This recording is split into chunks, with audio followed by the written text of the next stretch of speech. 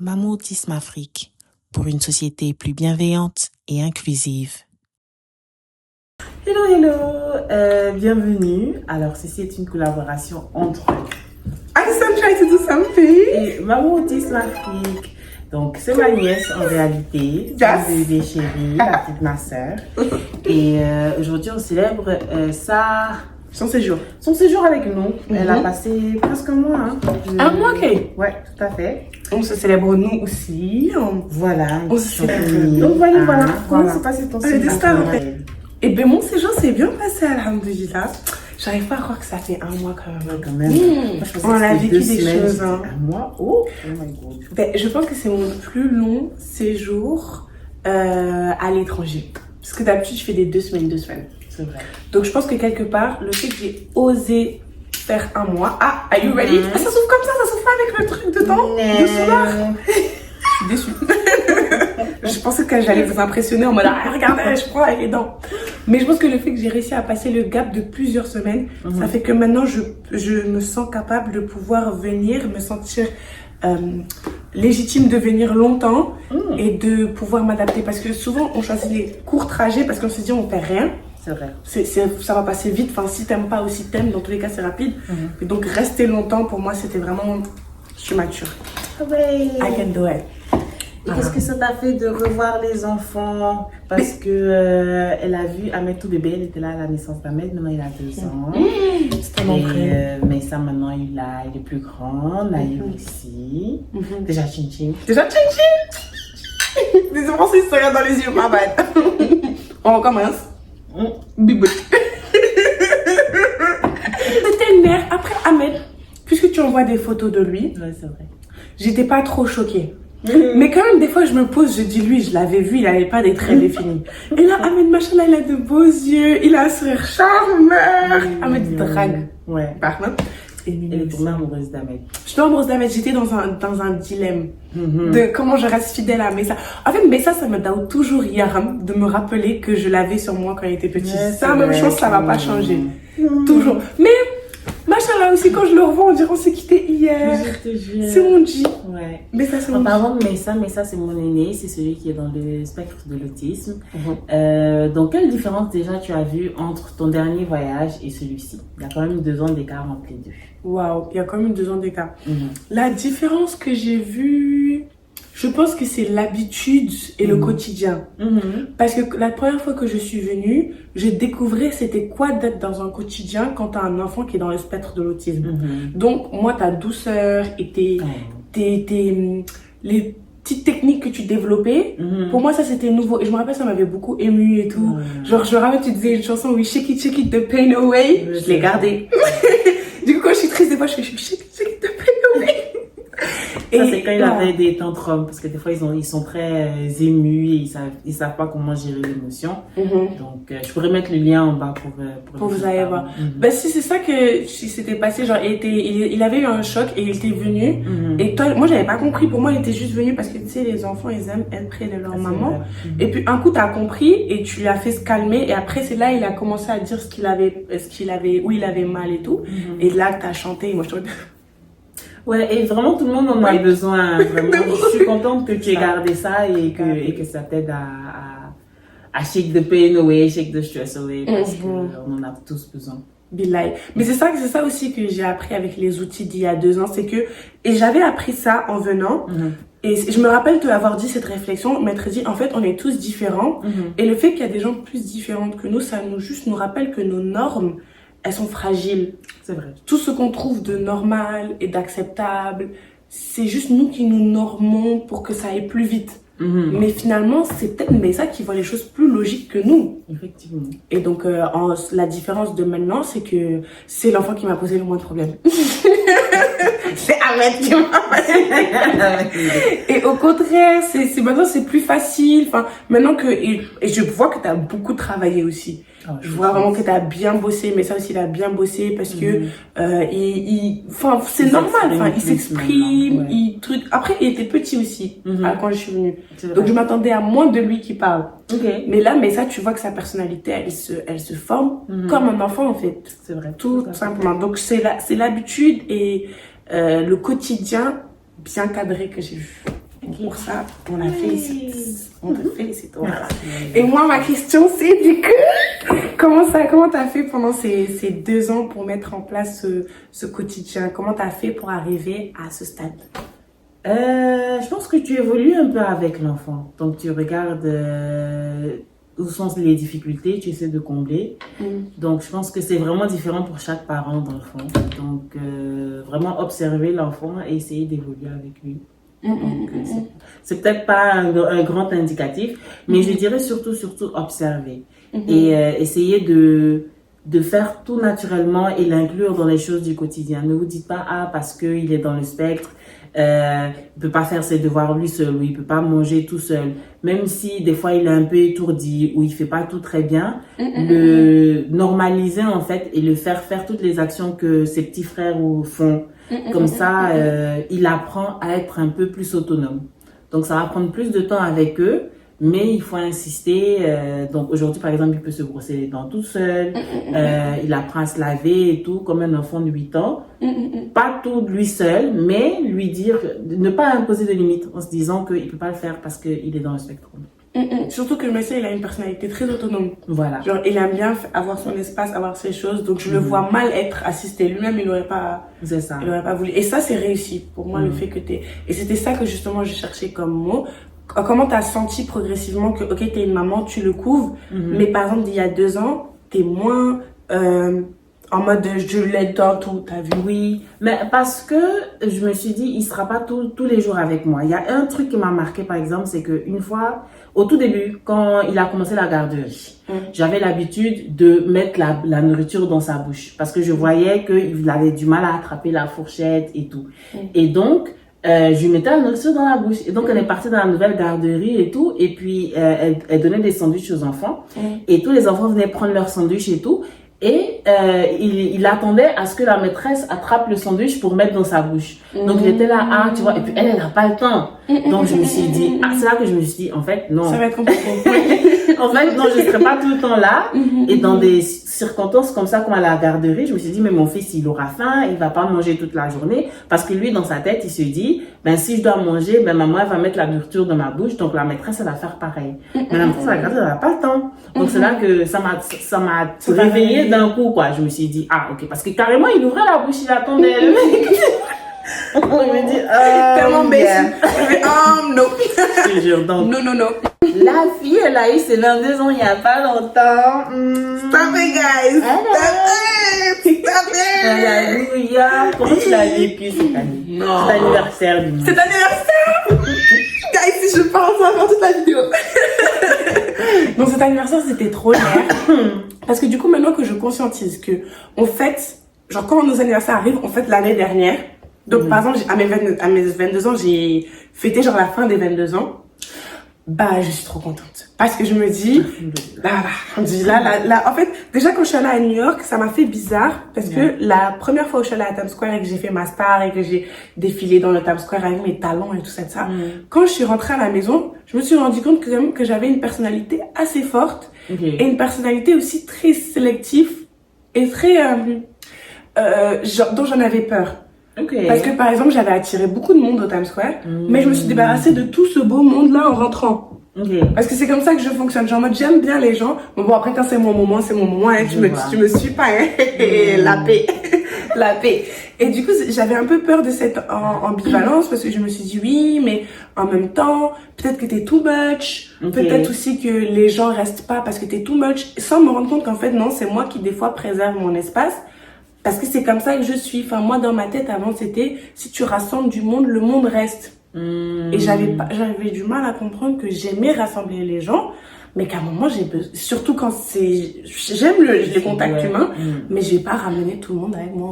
Des boundaries, en fait. Genre, tu es social, mais à un moment donné, tu mets pas tout le monde dans ton cercle restreint.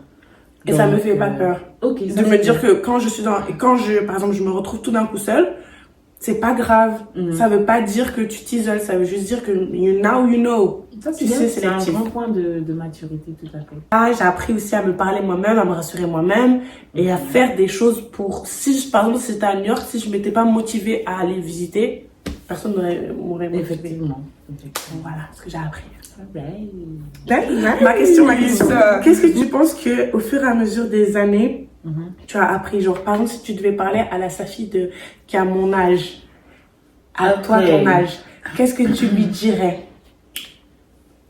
Genre de 22 ans? Genre, moi, je suis Safi. Je dirais pas encore rien vu. Et je sais pas ce que je lui dirais.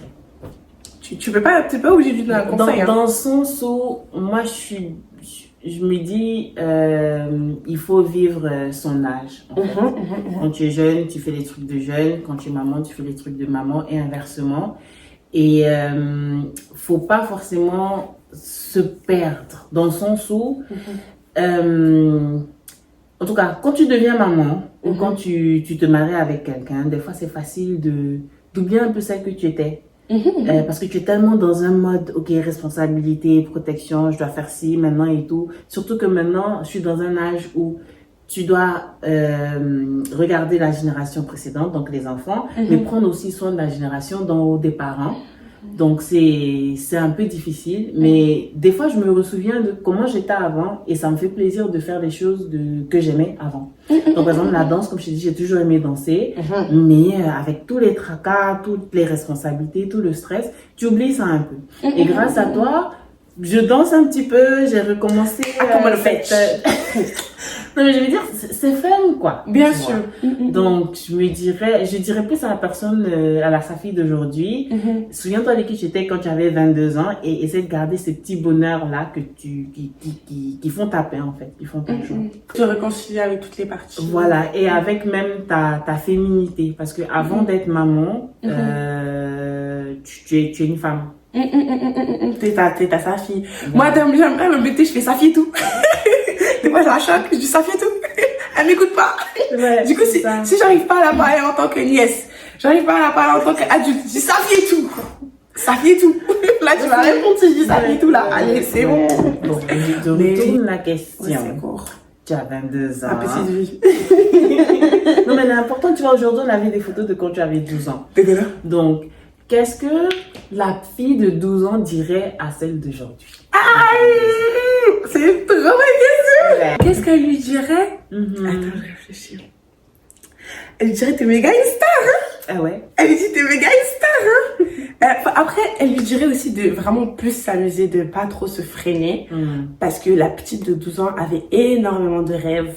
Et qu'elle avait pas tous les outils pour les faire. Et elle avait pas la vision du monde, donc ça la restreignait moins.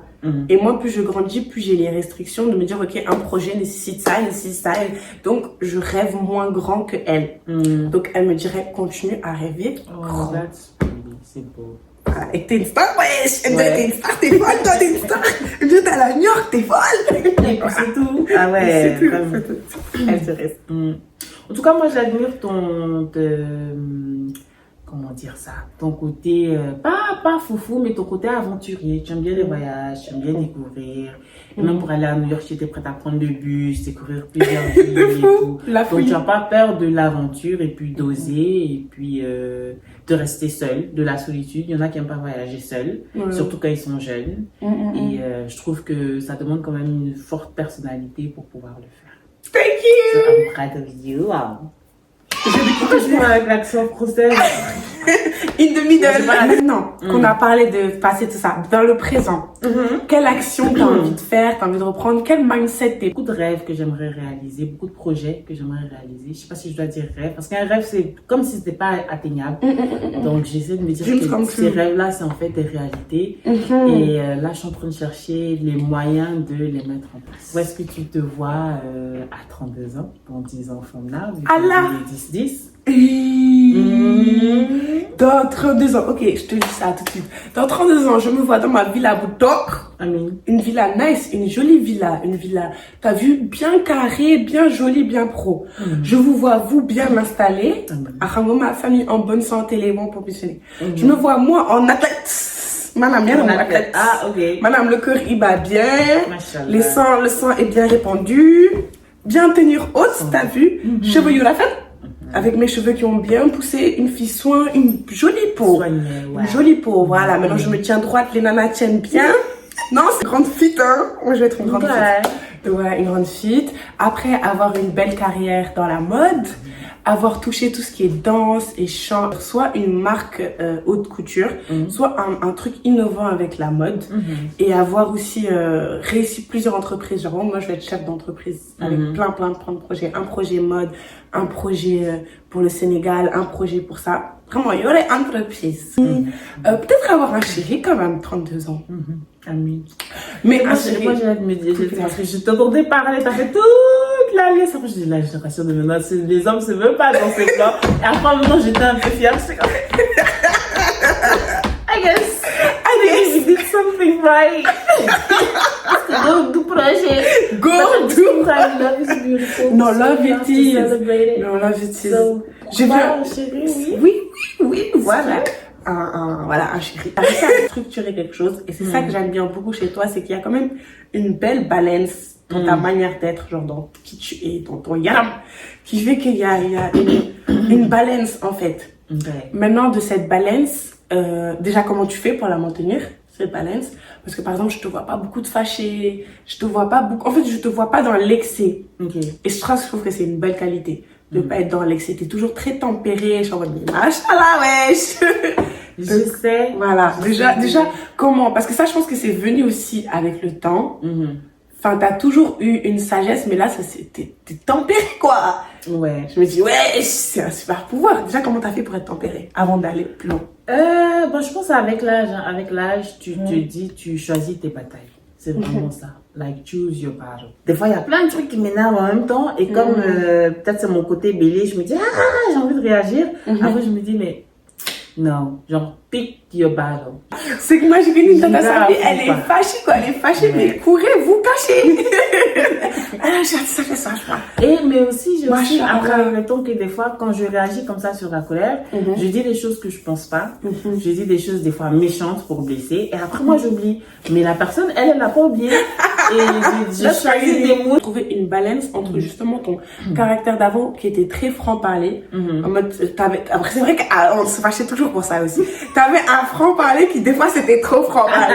Des fois, ma belle. Tempérer, c'est bien, mais comment tu fais pour in the middle? Genre, comment tu fais C'est ça. Je sais pas si j'ai encore trouvé la balance, honnêtement. Des fois, je me dis, il faut que je dise les choses où je me retiens trop maintenant. À force maintenant, tu dis moi. d'être un peu trop cru et d'avoir blessé beaucoup de personnes. Maintenant, je dis moins. Moi, je dis pas du tout. Tu dis moi. Et après, c'est plus moi, quoi. Donc, je me dis, peut-être faut trouver, mais je sais pas comment le dire autrement. C'est là que je dois faire un effort. Alors, je sais pas comment le dire sans t'insulter. C'est ça le problème. Trouver la façon diplomatique.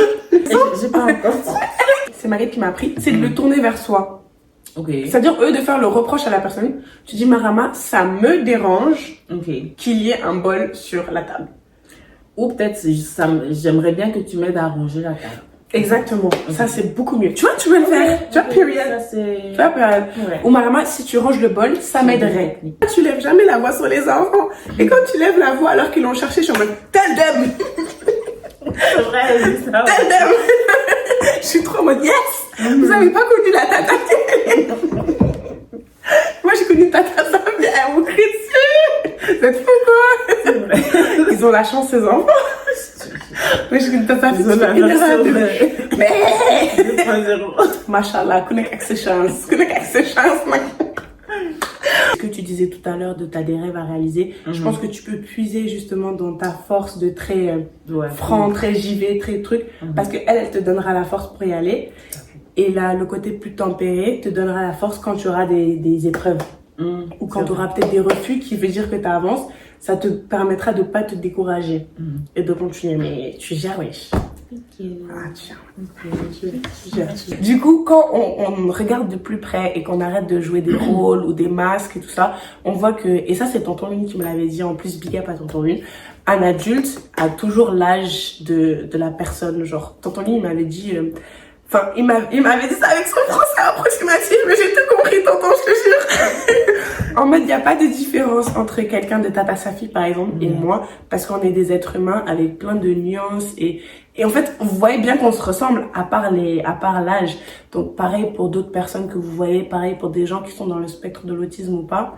Quand on arrête de jouer à des rôles ou des cases ou de qui est qui, on voit bien qu'on a tous nos couleurs et que faut juste vivre avec et essayer de s'entraider.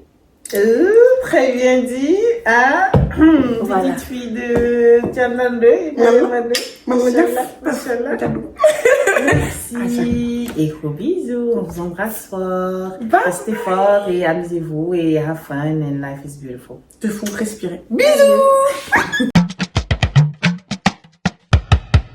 Vous venez de suivre Maman Autisme Afrique. Merci et restons connectés.